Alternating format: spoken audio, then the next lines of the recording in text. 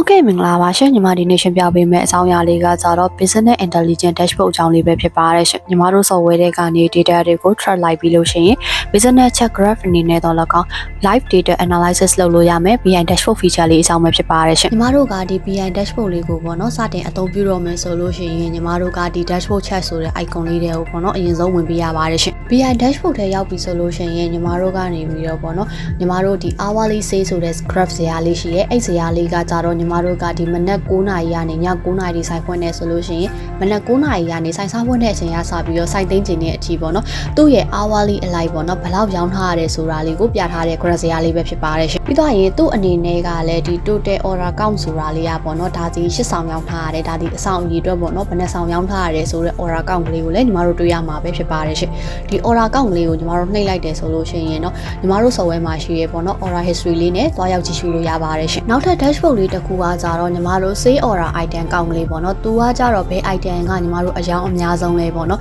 ဒီတစ်နေ့တာတစ်လတာတစ်နှစ်တာမှာပေါ့နော်ဒါလေးကိုညီမတို့က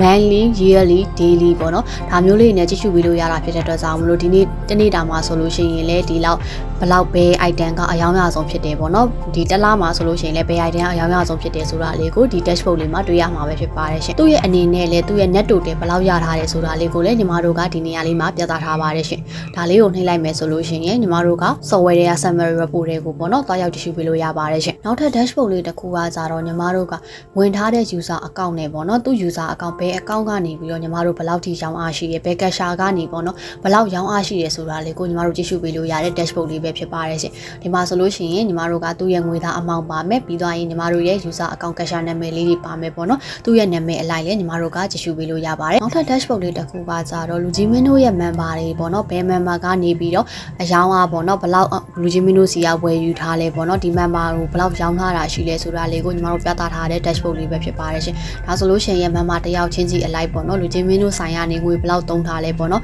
ဒါမျိုးလေးတွေကိုလည်းကြည့်ရှုပေးလို့ရပါတယ်ရှင်နောက်ထပ် dashboard လေးတစ်ခုကကြတော့ညီမတို့က order type ပေါ့နော်အကယ်၍လူချင်းမင်းတို့ကဒီညီမတို့ minimum မဟုတ်ဘဲနဲ့အကယ်၍စားတော့ဆိုင်ဖြစ်ခဲ့မယ်ဆိုလို့ရှိရင်ညီမတို့ကဘယ်တီဘယ်ကနေပြီးတော့ပေါ့နော်ဘယ်လောက်ရောင်းအားထွက်လဲဆိုတာလေးကိုလည်းညီမတို့ကကြည့်ရှုပေးလို့ရပါတယ်အဲ့လိုမှမဟုတ်ဘဲနဲ့ဒီညီမတို့အခန်းနေနေဆိုလို့ရှိရင်လည်းဘယ်အခန်းကနေပြီးတော့ပေါ့နော်ညီမတို့ဘယ်လောက်ရောင်းအားရှိရဲဆိုတာလေးကိုလည်းညီမတို့ကြည့်ရှုပေးလို့ရတဲ့ dashboard လေးတစ်ခုဖြစ်ပါတယ်ရှင်နောက်ထပ် dashboard လေးတစ်ခုကကြတော့ညီမတို့က payment type ကိုပြသထားတဲ့ dashboard လေးပဲဖြစ်ပါတယ်ဒါလေးကကြတော့ညီမတို့က cash နဲ့ရဘယ်လောက်ရောင်းထားရတယ်ညီမတို့ mobile wallet နဲ့ရဘယ်လောက်ရောင်းထားရတယ်ပေါ့နော်ညီမတို့ cap payment ban payment အနေနဲ့ဘယ်လောက်ရောင်းထားရတယ်ဆိုတာလေးကိုညီမတို့ကရောင်းအားကိုပြသထားတဲ့ dashboard လေးပဲဖြစ်ပါတယ်ညီမတို့ဒီ dashboard ဒီမှာပေါ့နော်ဒီ button လေးကိုညီမတို့နှိပ်လိုက်မယ်ဆိုလို့ရှိရင်လူကြီးမင်းတို့ရဲ့ဒီ dashboard ဇာတ်ကိုပေါ့နော် zoom site ကြည့်ပြီးတော့လည်းညီမတို့ကြည့်ရှုပေးလို့ရပါတယ်ရှင်ညီမတို့ hourly sale တို့ပေါ့နော် sale order item ကောက်လို့မှာကကြတော့ညီမတို့ကဒီ more option လေးကိုညီမတို့နှိပ်လိုက်လို့ရှိရင်ပေါ့နော် print ထုတ်လို့ရတယ်ပြီးသွားရင်ဒီ graph ဇာတ်လေးကိုပေါ့နော်ဓာတ်ပုံလေးတွေအနေနဲ့လည်းသင်စီထားပေးလို့ရပါတယ်ရှင်နောက်တစ်ခုအနေနဲ့ကတော့ညီမတို့ click here to show fader ကိုဖွင့်လိုက်တယ်ဆိုလို့ရှိရင်ပေါ့နော် day light လာ light နှစ်အလိုက်လဲပေါ့နော်ညီမတို့ကြည့်ရှုပေးလို့ရတယ် from date to date ကနေပြီးတော့ပေါ့နော်ညီမတို့အနေနဲ့ from date to date ကနေဘယ်ရက်ကနေဘယ်ရက်အထိပေါ့နော်ညီမတို့ကြည့်ကျင်တယ်ဆိုလို့ရှိရင်လည်းသူ့သက်ဆိုင်ရာကိုလည်းရွေးလို့ရတယ်ပြီးတော့ရင်တော့ညီမတို့ကဒီဘားချက်တင်မဟုတ်ဘဲနဲ့ပိုင်ချက်နေဒိုးနဲ့ချက်တွေအနေနဲ့လည်းညီမတို့ကြည့်ရှုပေးလို့ရပါတယ်ပြီးတော့ရင်တော့ညီမတို့ကအမောင်းနဲ့ကြည့်ကျင်တယ်ဆိုလို့ရှိရင်လည်းအမောင်းနဲ့ကြည့်လို့ရတယ်လို့ quantity နဲ့ကြည့်ကျင်တယ်ဆိုလို့ရှိရင်လည်းညီမတို့က quantity အလိုက်လည်းညီမတို့ကြည့်ရှုပေးလို့ရပါတယ်ဟုတ်ကဲ့ညီမတို့ software ရဲ့ BI dashboard feature လေးကိုကြည့်ရှုအားပေးရတဲ့အတွက်လည်းညီမတို့ Data software မှာကျေးဇူးတင်ပါတယ်ရှင်